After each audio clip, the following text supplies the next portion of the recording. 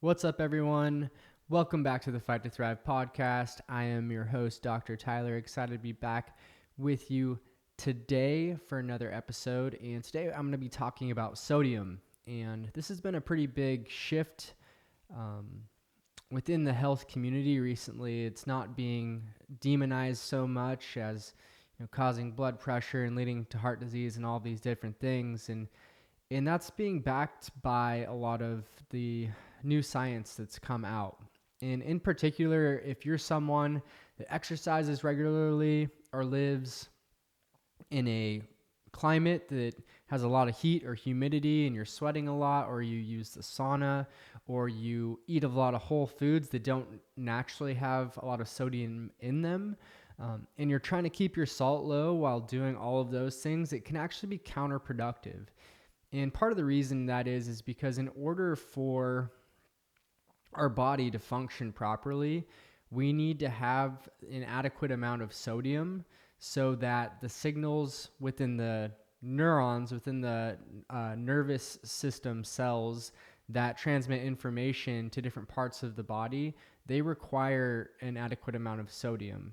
Things, for example, that are happening in our brain and happening in our muscles and our heart, all throughout the body, really important to have an adequate amount of sodium. And so part of the issue of this information being spread for so long that sodium is bad is I think it swung everyone too far in the opposite direction. And there were a lot of people that were chugging a lot of just plain water throughout the day, and that even decreases the internal sodium content even more, which can lead to things like hyponatremia or like excessively low sodium in the body, which can lead to cramps, fatigue, seizures, confusion, and brain damage. And so some of the research I'm going to be discussing today around sodium is based on this article by Rob Wolf, who is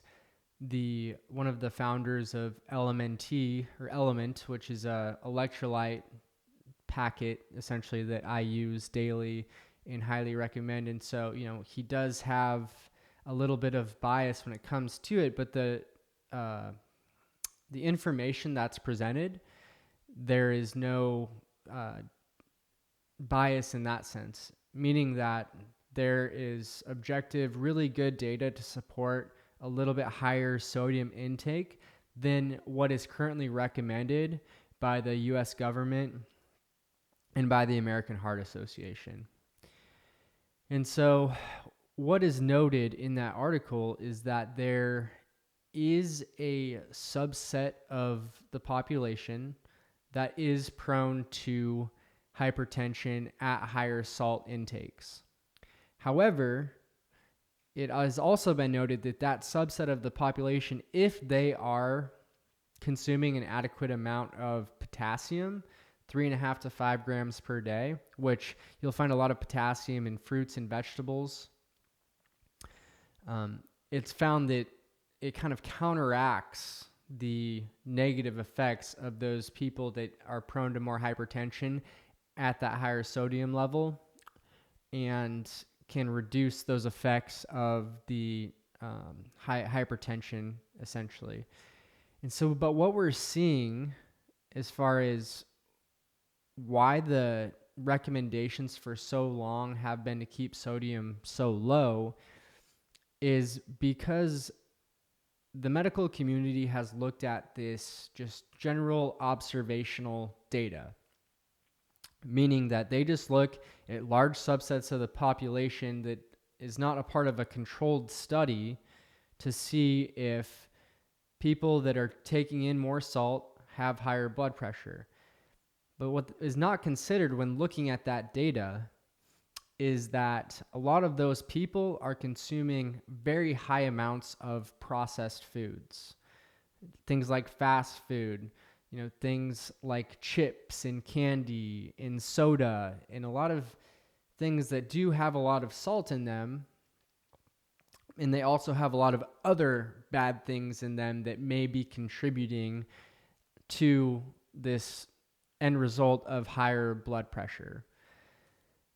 And so when we think about this, right, if you have somebody that is not eating all of those processed foods that are already loaded with sodium, um, and then they really try to constrict sodium, even though because it's not naturally in the foods that they're eating, then it'll be easy to be a little bit too low on that side of things. And so when we're someone that's healthy and eating a whole food, well balanced diet, in my experience, especially if you're exercising a lot, you're sweating, all these things, it's going to be really hard to meet the level of sodium that our body needs. And it's probably going to have to be much higher than what the government is currently recommending at 2.3 grams per day is what they're recommending. And so one of the studies that was noted in the article that was really interesting was looking at heart disease specifically, not just high blood pressure anymore. Let's look at heart disease, things like heart attack and stroke. Um, and it was found that levels of heart disease, and this was more of a controlled study where they're looking, specifically at the amounts of sodium that are being taken in and the direct correlation with heart disease that is experienced. And it was found that at the lower levels of sodium intake, there were actually higher levels of heart disease. There was also extremely high sodium intake, more than 6 grams per day, was also associated with higher heart disease. And so there seems to be this really good middle ground of like 4 to 6 grams per day, where heart disease was at its lowest between that population. But again, the American Heart Association is only currently recommending 1.5 grams per day. And then the US government is recommending 2.3 grams a day. And so we want to think about these things, not just if we're eating healthy, but also if we're incorporating things like fasting. Because when we're fasting, even if it's just a 12-hour window, the body's level of sodium will naturally start to drop a little bit. And so that's, again, a good reason to replenish with something like an electrolyte packet. Again, I use the Element product, highly recommend it, and I'll put a link to it in the show notes. But basically, one stick of the Element product is 1 gram of sodium, or 1,000 milligrams. And it tastes really good. It doesn't have any like artificial sweeteners or any other junk in there that isn't good for you. It also contains some magnesium and some potassium, which is also really good for you. And also, you're going to want to incorporate some additional salt if you're doing a low carb diet, because people that are on a lower carb diet tend to excrete more sodium because of low insulin levels.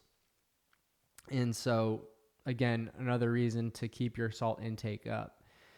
In looking just generally at athletes, or people that are just exercising for at least an hour per day, and especially endurance type athletes that are, doing things like running or rowing or biking and things like that, the daily sodium loss just from those activities averages from 3.5 to 7 grams per day.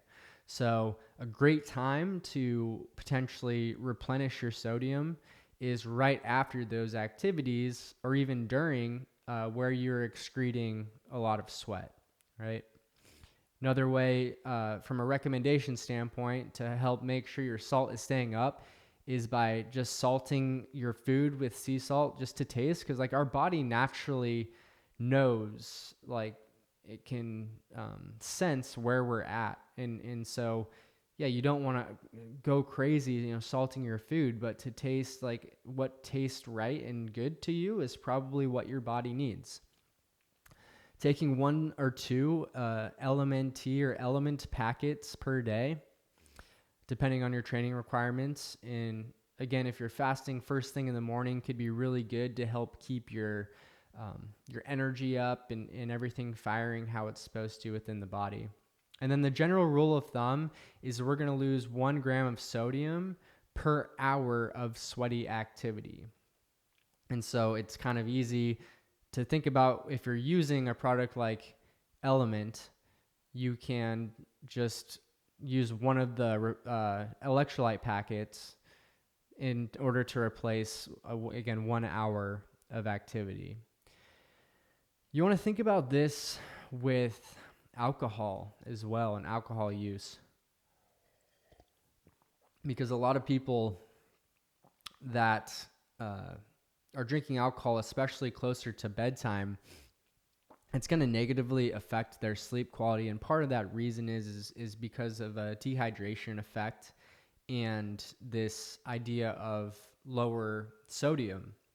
And in fact, they've seen this a lot with alcoholics, like this being a really big issue of hyponatremia and really low sodium in the body. And so if you are going to drink, I do recommend some electrolyte replacement through, again, some added sea salt to the water. You don't have to use an electrolyte packet necessarily. You can just use like a 1/4 to a 1/2 teaspoon of sea salt.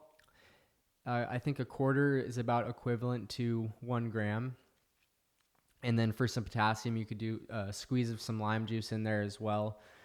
But the whole point of this podcast essentially is to just shine some light. I know that, again, people who are plugged in to the health community are starting to understand this more, that sodium is not the enemy.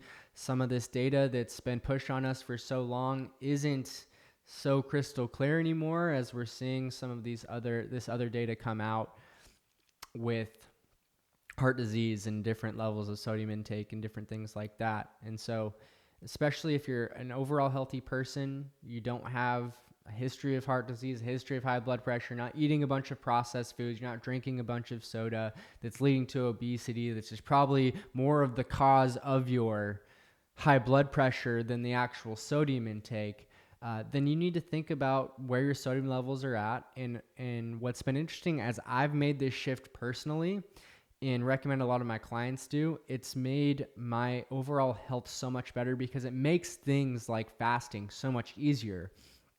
When I'm going through a functional medicine detox, for example, and we have the 2.5 day fast, I'm able to keep the headaches and the fatigue and the nausea and a lot of the negative effects that I used to have from fasting at bay because I'm keeping my sodium levels up.